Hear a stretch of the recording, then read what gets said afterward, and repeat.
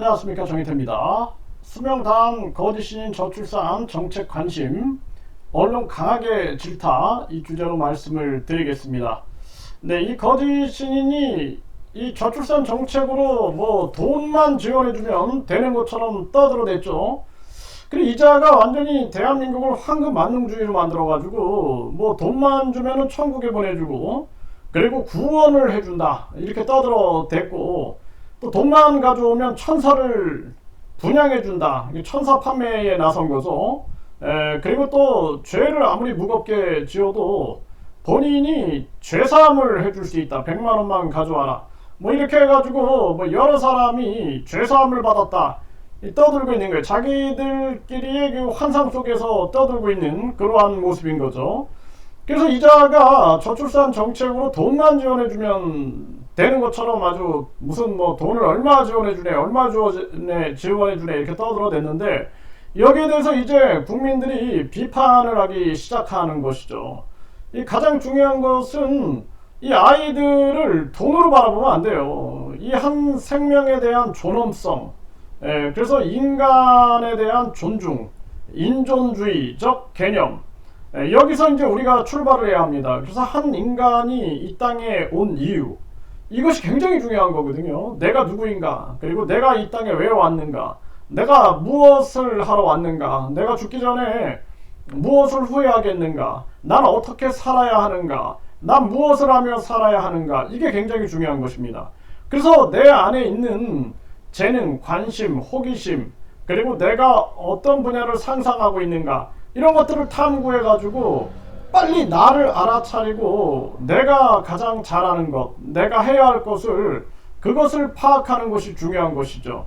그래서 자기의 자아를 꽃피우는 것, 이것이 인생의 이유다. 그런데 이 거짓 신인은 돈만 가져오면 구원해 주겠다, 이런 개도 안 물어갈 그러한 교리를 펼치고 있는 것입니다. 교리라고 할 수도 없는 거죠.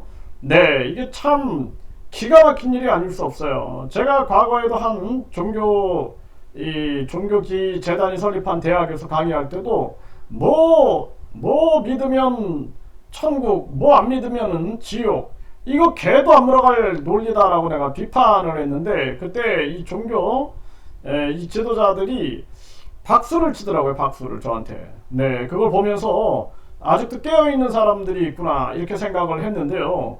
그런데 가장 중요한 것은 이 종교라는 것이 한 사람의 그 존엄성, 그 존엄성을 꽃피우게 우리 사회가 행복한 환경으로 만드는 것이 굉장히 중요하고, 그 한 사람이 사람답게 행복하게 사는 것, 이것이 가장 중요한 거예요. 뭐가 행복하냐라는 거예요. 나답게 사는 것이 행복한 것입니다.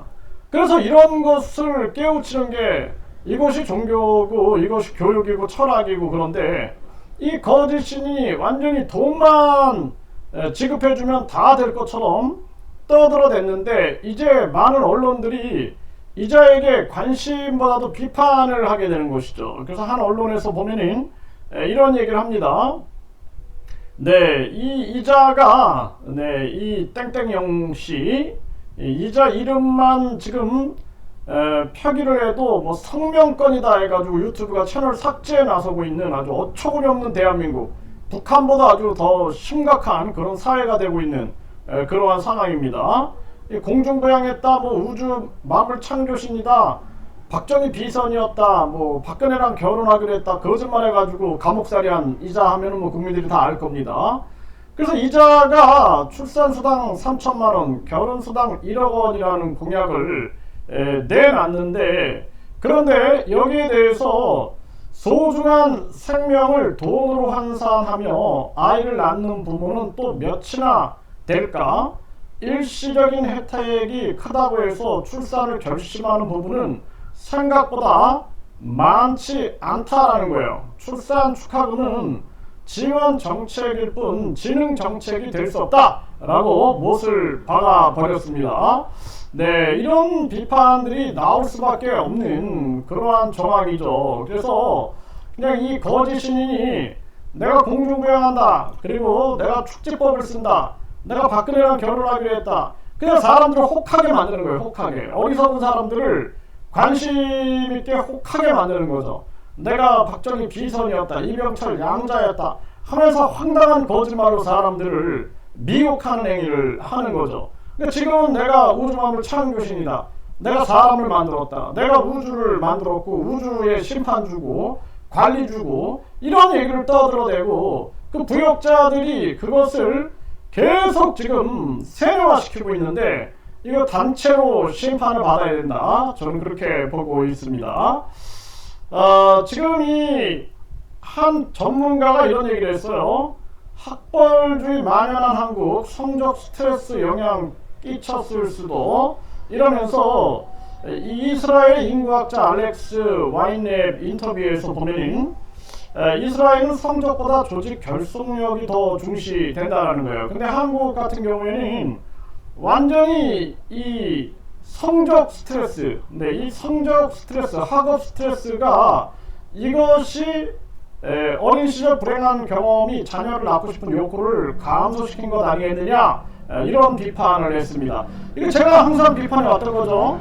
그러니까 한국의 저출산 문제는 돈으로 해결할 것이 아니라 이런 잘못된 학벌주의, 그리고 황금 만능주의, 그리고 출세제일주의, 외모지상주의, 그리고 사람이 살아가는 그 가치지향적인 게 아니라 완전 물질 만능주의에 빠져있는 이 현실을 바로잡지 않으면 대한민국은 반드시 망합니다.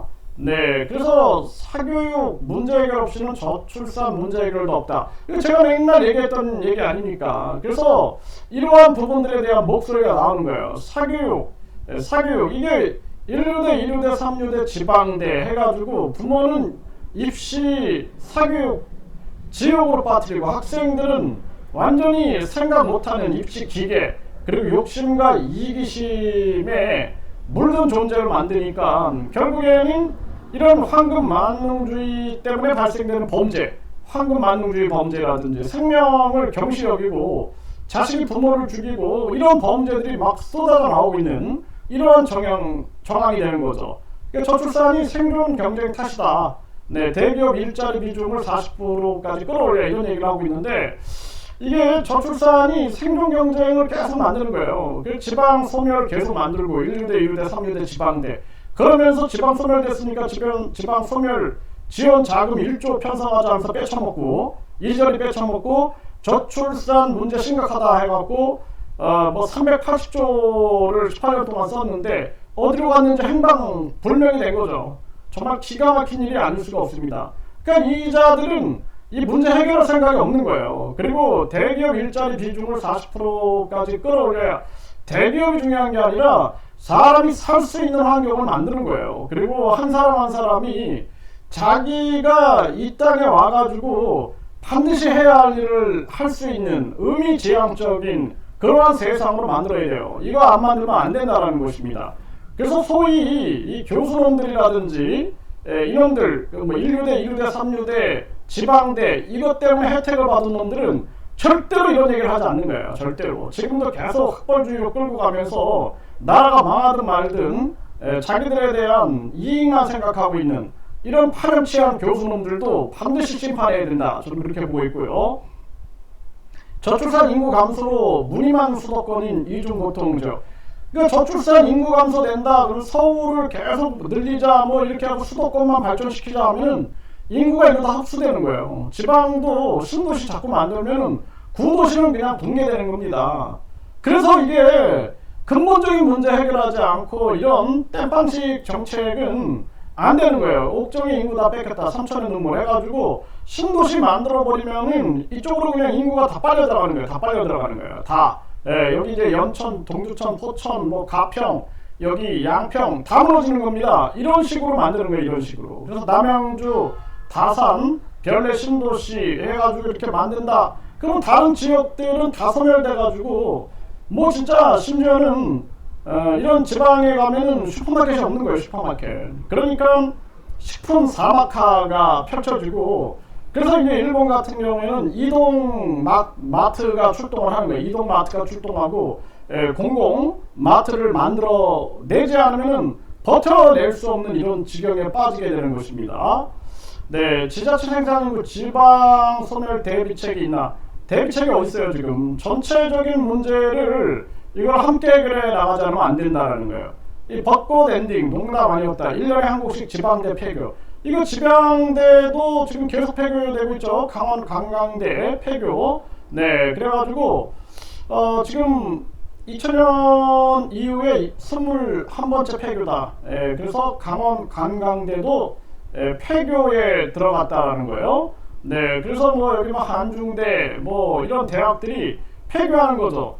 그래서 해외에서는 한국에 유학을 가려고 하는데 이 대학이 폐교되는 대학 아닙니까? 이렇게 물어볼 정도예요. 네, 그 정신 못 차리는 거예요. 그래서 제가 얘기하잖아요. 비자 장사하고 비자 비리 저지르고 있는 그러한 현실들. 지금 한국어 영어 못해도 무조건 알아. 외국 학생이 99%인 지방대. 그래서 외국 학생이 99%다라는 거. 99%. 네, 이 정도다라는 거예요. 그런데 이 이탈률도 굉장히 높아지고 있는 거죠. 이탈률. 네, 그러니까 중도 이탈률도 높아지고 이 언어가 안 되는데, 그리고 중요한 것은 이 한국어 능력, 그 더불어서 한국의 문화와 역사 같은 것이 이게 공유되지 않으면 나중에는 이게 외국인으로 인한 대혼란이 펼쳐질 수 있습니다. 유학생 불법 체류자 늘어나서 비자 발급이 막혔다. 지방대학 한숨.